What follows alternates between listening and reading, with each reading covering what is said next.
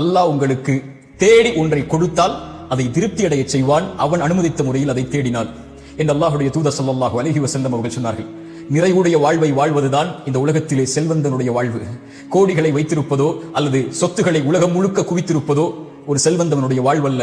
இந்த உலக வாழ்வில் வாழும் போதும் மரணிக்கும் போதும் நிம்மதியோடு அல்லாஹ் கொடுத்ததை கொண்டு திருப்தி அடைந்து அல்லாஹ்வின் மீது நல்லெண்ணத்தோடு குறைவுபடாமல், யா அல்லாஹ் எனக்கு நீ எந்த குறைவும் எதிலும் வைக்கவில்லை என்று, அல்லாஹ் எதை கொடுத்தாலும் கொடுக்கவில்லை என்றாலும் திருப்தி அடைந்து வாழக்கூடியவர்களை அல்லாஹ் ரப்புல் ஆலமீன் நேசிக்கிறான்.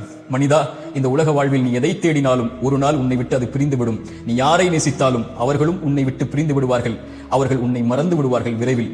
போன தலைமுறையுடைய செல்வந்தவர்கள் யார் என்று நமக்கு தெரியுமா? இந்த தலைமுறையில் நமக்கு தெரியும். போன தலைமுறையில் யார் செல்வந்தவர்கள்? அவர்கள் பேர் என்ன? எங்கு வாழ்ந்தார்கள்? என்ன அடையாளம் இருக்கிறது? உலகம் மறந்து விட்டது. ஆனால் யாரை உலகம் நினைவு கூறும் தெரியுமா?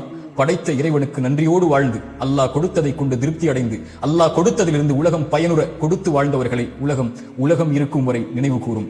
அல்லாஹ் ரப்புல் ஆலமீன் அப்படிப்பட்ட உள்ளத்தை எமக்கு தருவானாக. அஸ்ஸலாமு அலைக்கும் வரஹ்மத்துல்லாஹி வபரகாத்துஹு.